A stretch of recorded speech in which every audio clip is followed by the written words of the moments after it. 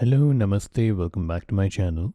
And today we are back with narrations again, and we are back with Ruskin Bond, narrating this time The Woman on Platform 8. It was my second year at boarding school, and I was sitting on platform number 8 at Ambala station, waiting for the northern bound train.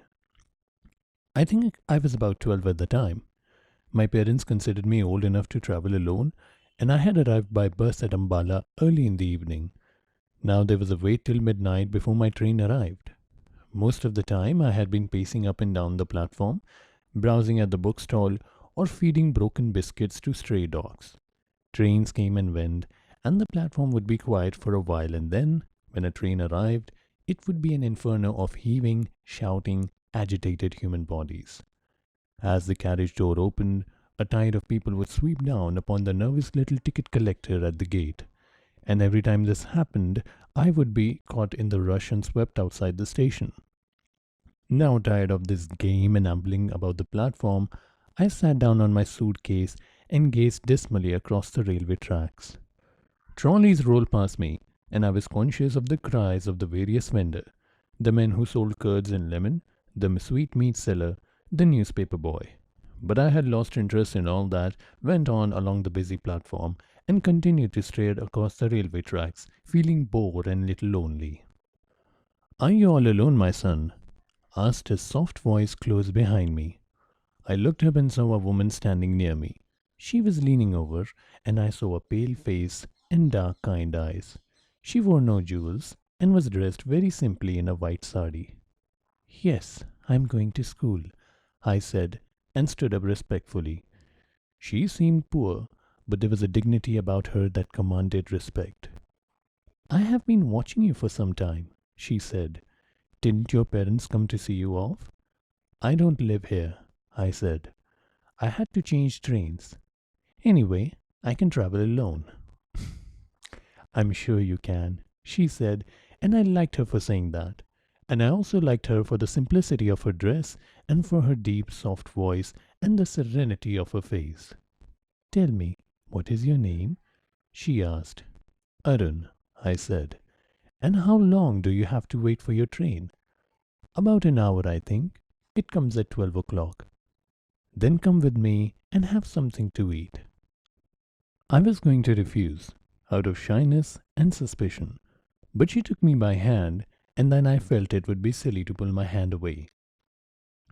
She told a coolie to look after my suitcase, and then she led me away down the platform. Her hand was gentle, and she held mine neither too firmly nor too tightly. I looked up at her again. She was not young, and she was not old.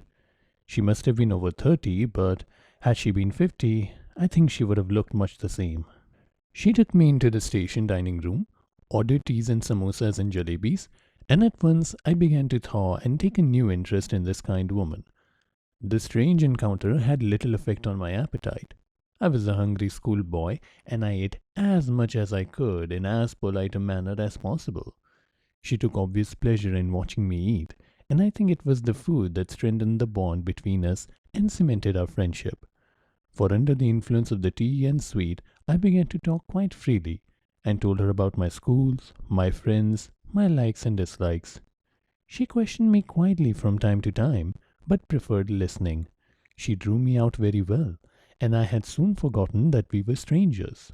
But she did not ask me about my family or where I lived, and I did not ask her where she lived.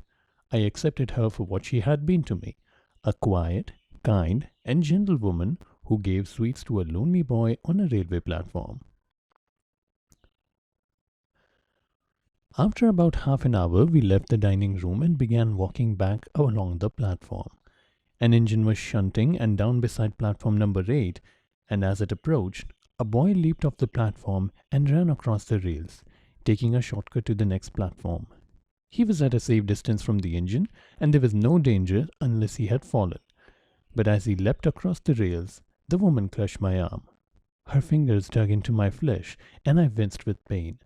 I caught her fingers and looked up at her, and I saw a spasm of pain and fear and sadness pass across her face.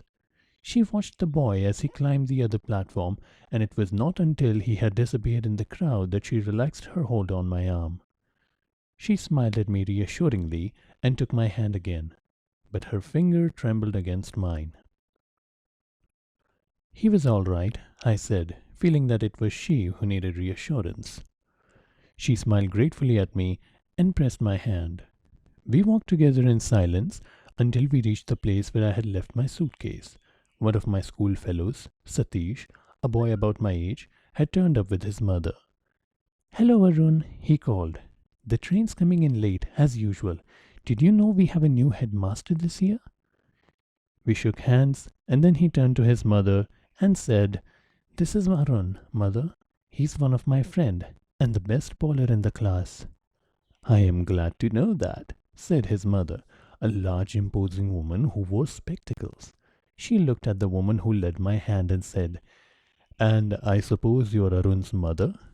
I opened my mouth to make some explanation, but before I could say anything, the woman replied, "Yes, I am Arun's mother." I was unable to speak a word. I looked quickly up at the woman, but she did not appear to be at all embarrassed and was smiling at Satish's mother. Satish's mother said, "It's such a nuisance having to wait for the train right in the middle of the night, but one can't let the child wait here alone. Anything can happen to a boy at a big station like this. There are so many suspicious characters hanging about. These days one has to be very careful of strangers." "Arun can travel alone, though," said the woman beside me, and somehow I felt grateful to her for saying that. I had already forgiven her for lying, and besides, I had taken an instinctive dislike to Satish's mother. "Well, be careful, Arun," said Satish's mother, looking sternly at me through her spectacle. "Be very careful when your mother is not with you, and never ever talk to strangers." I looked up from Satish's mother to the woman who had given me tea and sweets, and then back at Satish's mother. "I like strangers," I said. Satish's mother definitely staggered a little, as obviously she was not used to being contradicted by small boys. "There you are. You see, if you don't watch over them all the time, they'll walk straight into trouble.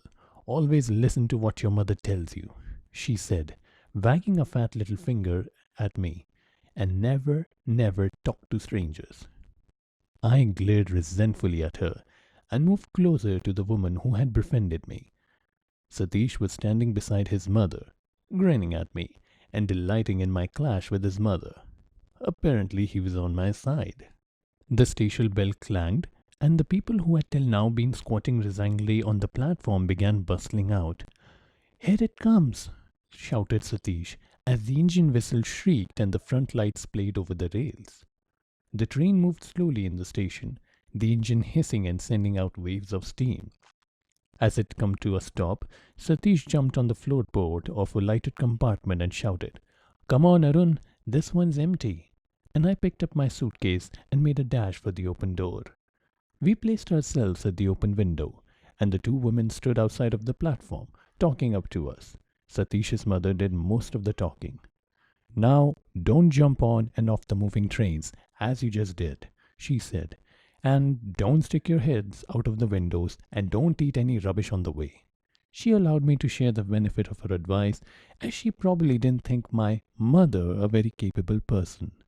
She handed Satish a bag of fruit, a cricket bat, and a big box of chocolates, and told him to share the food with me. Then she stood back from the window to watch how my mother behaved. I was smarting under the patronizing tone of Satish's mother, who obviously thought mine a very poor family, and I did not intend giving the other woman away. I let her take my hands in her, but I could think of nothing to say. I was conscious of Satish's mother staring at us with hard, beady eyes, and I found myself hating her with a firm, unreasoning hate. The guard walked up the platform, bowling his whistle for the train to leave. I looked straight into the eyes of the woman who held my hand, and she smiled in a gentle, understanding way. I leaned out of the window then and put my lips to her cheeks and kissed her. The carriage jolted forward, and she drew her hand away.